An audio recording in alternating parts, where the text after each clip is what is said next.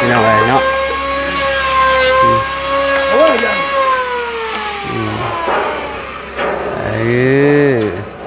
เป๊ะเห็นบ่ใจดีขังเนาะ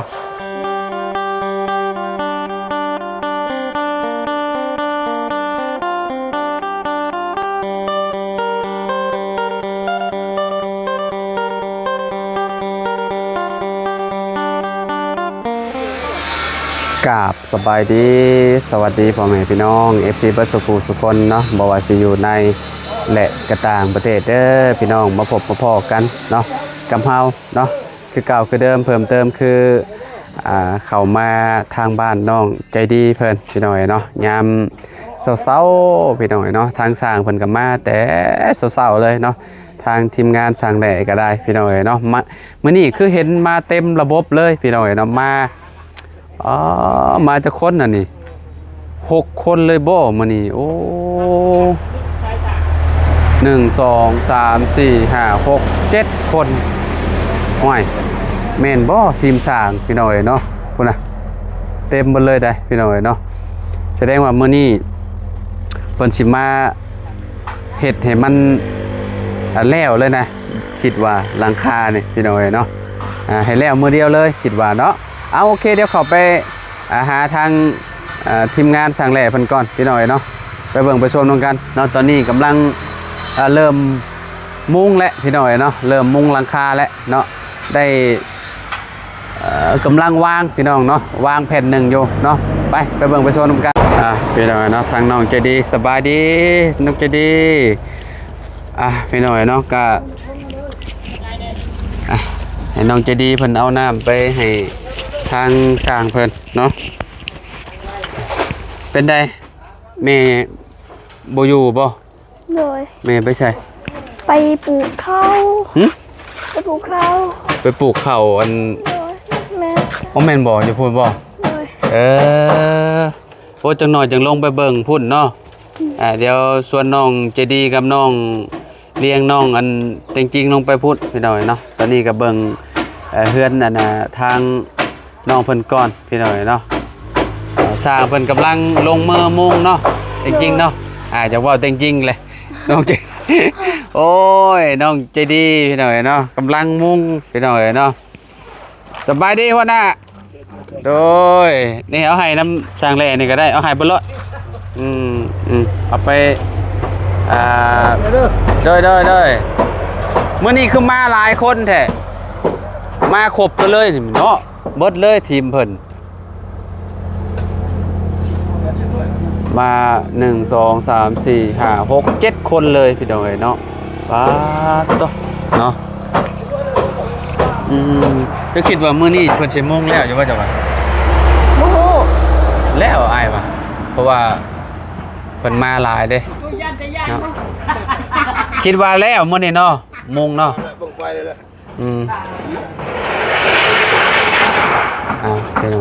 สีเมื่อวานนี่ FC ก็ว่าโอ้สีนี่เบิ่งบ่เบื่อเด้สีนี่แบบว่ามัน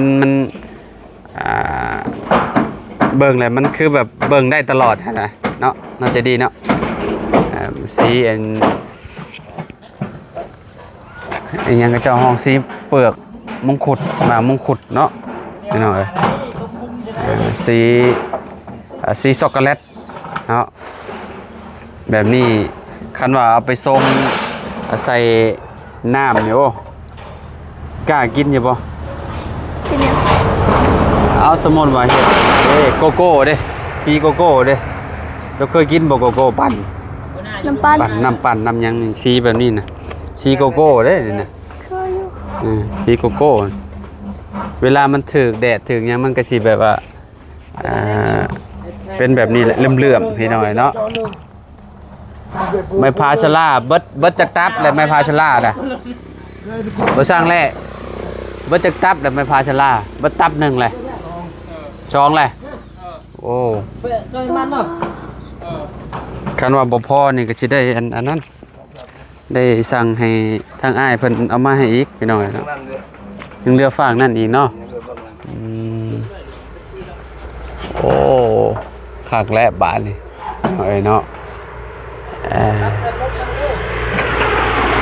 มาพี่จะดีอืมโอ้พอดีเลยเนาะเป๊ะเลยพี่น้อง3 เมตร 60อยู่ทางหน้าเนาะอยู่ด้านหลังประมาณ6 เมตร 10เนาะ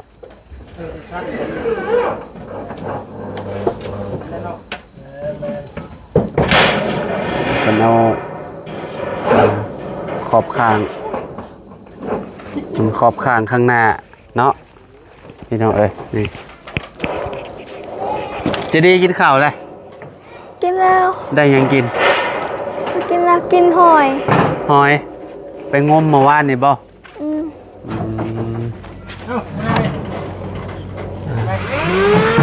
มันแดด ฮะ แดด แดดเนาะมันนี่เนาะเจ้า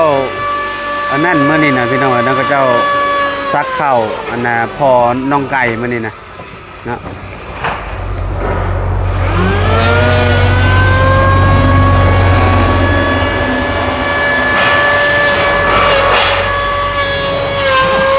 คนสิลบขางอันนี้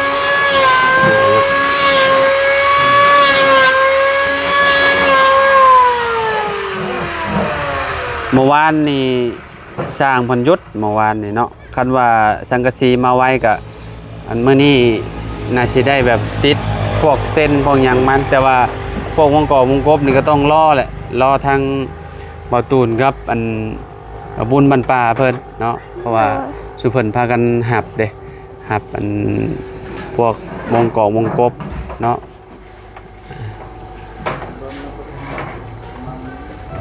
ไม่พาสลานี่เอาน็อตยิงเอาเนาะสร้างเนาะไม่พาสลาทั้งข้างมันอยู่ว่าเอาแม่นเอาน็อตเอามันจะงามมันจะเน่นหนาดีนะปลาไว้ให้มันสุกก่อนเนาะหมักกล้วยเนาะจะดีเนาะ โดย มันสมมุติว่าสิบักมันก็กระเทินมันบ่สุกได้นี่พี่น้องเอ้ย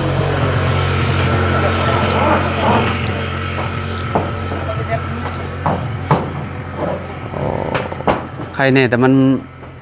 คึมๆอยู่มื้อนี้เนาะแต่ฝนตกนี่ก็สิบ่ได้เฮ็ดอีกแล้วคะแนนฝนตกก็ได้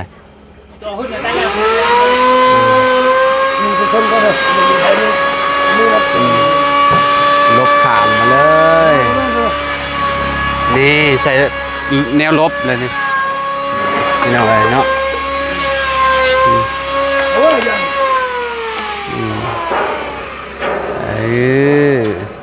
เป๊ะเห็นบ่ใจดี อืม ขังเนาะ โดย พักนี่พี่น้องเอ้ยเจ้าของเฮือนไก่สิได้นอนแหละอีกบ่อันกี่อาทิตย์ดอกพี่น้องเอ้ยเนาะประมาณอาทิตย์ปลายเนาะก็ได้อยู่ละพี่น้องเอ้ยโอเคนี่ดีละ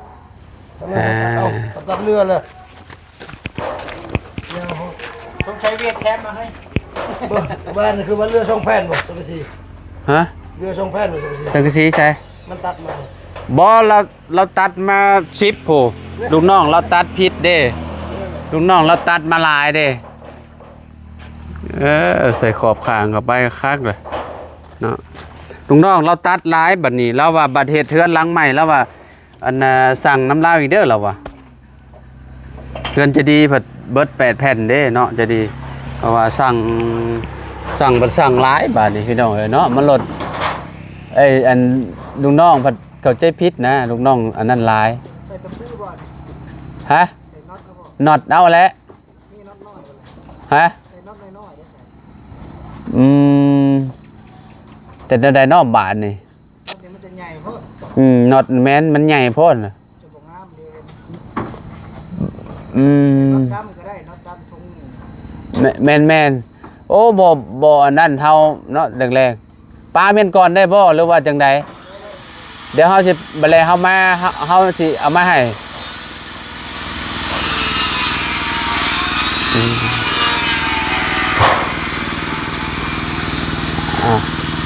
มัน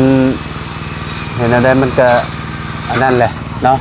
เอามามันก็กระเทินเลยนะพี่น้อยเนาะเพราะว่าสร้างมันก็บ่ได้อันนั้นบ่ได้บอกมานะพี่น้อยเนาะอย่าและเดี๋ยวไปกินข้าวเลยกลับมาแล้วก็สิอันนั้นเนาะซื้อมาให้เด้อจะดีเด้อก็สิเอามาให้เพิ่นอันนี้พี่น้อยสีหลังคาบ้านเจดีย์พี่น้องเนาะประมาณนี้เบิ่งสีนี่มันก็แบบว่ามันบ่เจิดจ้ามันก็โอเคมันแบบว่ามันสีมันบ่เวอร์นะพี่น้องเนาะเวลาเฮาแนมมาแต่ไกลมันก็แบบมันก็งามหั่นน่ะสร้างใจมันสร้างจันทร์มันกำลังอันนี้อยู่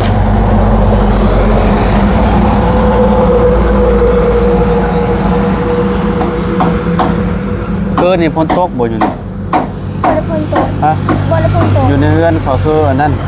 ฝนตกไฟดับโอ้ยว่ะไฟดับก็เกือบเป็นชั่วโมง อยู่นี่ไฟบ่ได้รับ ฮ้อนก็ฮ้อนพี่น้องเอ้ยเนาะว่าแล้วยามฝนแหละแบบสมมุติว่าฝนตกแห้งๆก็ลบอยู่น้ำน้องจริงๆแล้วจ้ะเนาะลบได้อยู่เนาะ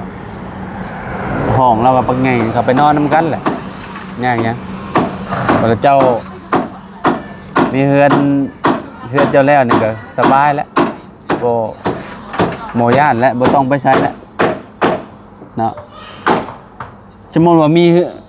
เฮือนแล้วนี่ยังสิไปนอนอยู่ห้องงานอยู่บ่ บ่นอนอยู่เฮือนนอนอยู่เฮือน ส่วนเลี้ยงและนอนนำกัน โดย ส่วนน้องเลี้ยงจังมีหมู่นอนเนาะจะดีเนาะ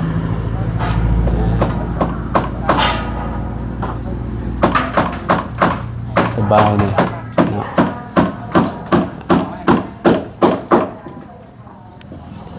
มื้อนี้เนาะสาวลาไอ้สาวดอกแคมันก็ไปซอยอันนั้นซอยซักข้าวแต่ว่าสร้างนี่มาเฮ็ดปกติเนาะเฮ็ดห้องน้ำเนาะอยู่เฮ็ดสีดอกแคเฮ็ดเอาไว้เนาะเพราะว่าทีมสร้างนี่มื้อนี้นะจังได๋ก็แล้วมื้อนี้นะเฮ็ด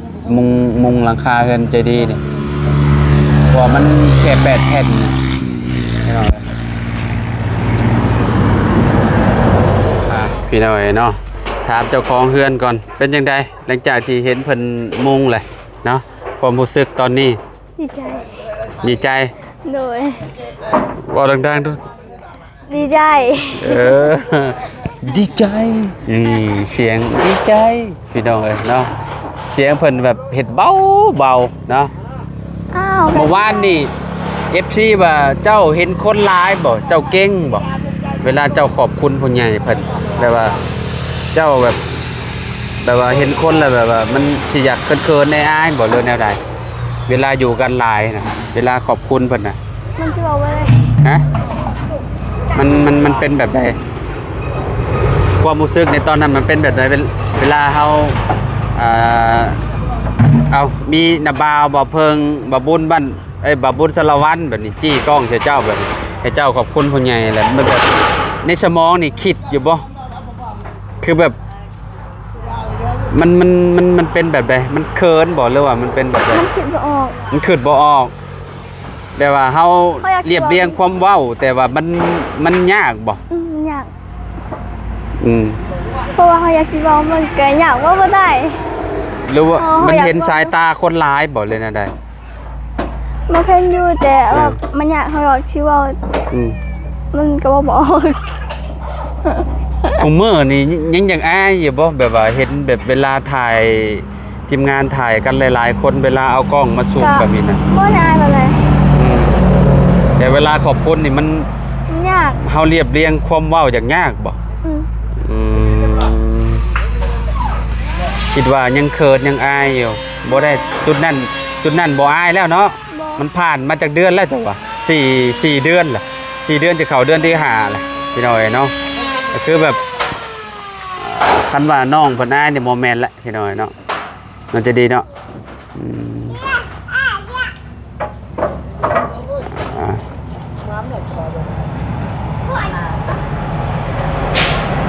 พี่น้องเอ้ยเนาะพี่น้องเอ้ยเนาะ พี่น้องเอ้ยเนาะเดี๋ยวอันนี้จังเนาะจังว่ากันพี่น้องเอ้ยเนาะอันนี้สิไปซื้ออันนี้มาให้เพิ่นเนาะน็อตนี่มาจับมายังให้เพิ่นเนาะเอาฮะ 90 ยาวกว่า10โอเคฝั่งนั่นกับ90เนาะ2แผ่นเนาะเอา2เมตรซะเนาะเอามาแล้วก็ตัดให้เจ้าตัดแล้วแหละเมื่อวานนี่ลืมตัวนี้พี่หน่อยลืมมันนี่แหละขอบข้างตัวนี้เนาะได้นี่เด็กขอบข้างทางนี้พี่น้องเนาะลืมตั้งช่างเพิ่นลืมมันนั่นเด้เพิ่นลืมวัดมื้อนั้นเนาะนี่มุมนี้นะโตลบข้างมันนี่เด้ลบข้างทางนี้พี่น้องเนาะก็เลยสิไปซื้อมาเพิ่มให้น้องจะดีเพิ่นเนาะเอามาครอบเพราะว่าถ้าบ่ครอบมันก็บ่งามนะพี่น้องเนาะน่าจะดีเนาะโอเค แบบว่าเขาเบิ่งแล้วมันสมมุติว่าเฮาสิบ่ใส่ครอบนี่มันบ่คือนะมันบ่งามมันนะว่ายังไงเดี๋ยวเอาไปให้กระเจ้าเหยียบให้แล้วก็อันนี้เนาะแล้วก็ให้กระเจ้าตัดแบ่งครึ่งมาเนาะแล้วก็ถือมาให้น้องเพิ่นเนาะน้องกระเบิ้งพุ่นแหละพี่น้องบัตรมันแล้วพุ่นแหละเนาะเพื่อนน้องเพอดีงามสำใดเนาะเจ้าของเบิ่งว่าสิงามสำใด โดยตอนมุงแล้วพี่น้อยเนาะขนาดเบิ้งตอนนี้ก็ยังโอเคแล้วเนาะจะดีเนาะยังงามเลยนะพี่น้องเนาะนี่ขนาดว่ามุงยังโมได้แล้วได้นี่พี่น้อยเนาะใส่ขอบข้างเข้าไปยังเรียบร้อยเพิ่นนี่คักแล้วพี่น้อยเนาะถือว่างามและเพื่อนน้องเพิ่นนี่เนาะ อดใจอีกน้อยบ่น้อยแล้วเนาะหลายมื้อเติบเนาะ โดย บางทีสร้างเพิ่นอาจสิแบบติดเวียกติดงานทางอื่นอาจสิหยุดเนาะก็บ่เป็นหยังเพราะว่าเฮือนมุงได้หยังแล้วแหละเนาะมันก็ถือว่าโอเคแล้วพี่น้องเอ้ยเนาะเอาเดี๋ยวอันน่ะบ่าวอันน่ะออกไปซื้อน็อตมาให้ทางสร้างเพิ่นก็เด้อกินข้าวกินหยังแล้วพุ่นแหละจังสิเข้ามาใหม่เด้อจะดีเด้อแล้วก็สิซื้อขอบข้างตัวนี้ตัวลบข้างตัวนี้อันมาให้ช่างแล้วเพิ่นลบตัวนี้ให้พี่น้องเอ้ยเนาะเอาเดี๋ยวพ่อกันใหม่ละสวัสดีนะ โดย ใจดีเอ้ยเนาะพี่น้องเอ้ยไปซาพี่น้องเอ้ยเนาะจังได้ก็ขอบคุณเนาะผู้ใหญ่ใจดีเนาะทางทีมงานนายน้อยได้ลายแล้วก็ผู้ใหญ่ทุกๆคนเนาะที่ซอยนี่แหละอันสร้างเฮือนสร้างซ่านให้น้องจะดีเพิ่นเด้อเนาะขอบคุณเบิดทุกคนเนาะพี่น้องเนาะเอาสำหรับคลิปนี้เนาะครับก็ขอโตเลยเด้อพี่น้องเด้อพบกันคลิปไหนเนาะสำหรับคลิปนี้ไปแล้วพอกันใหม่สบายดีพี่น้องเอ้ย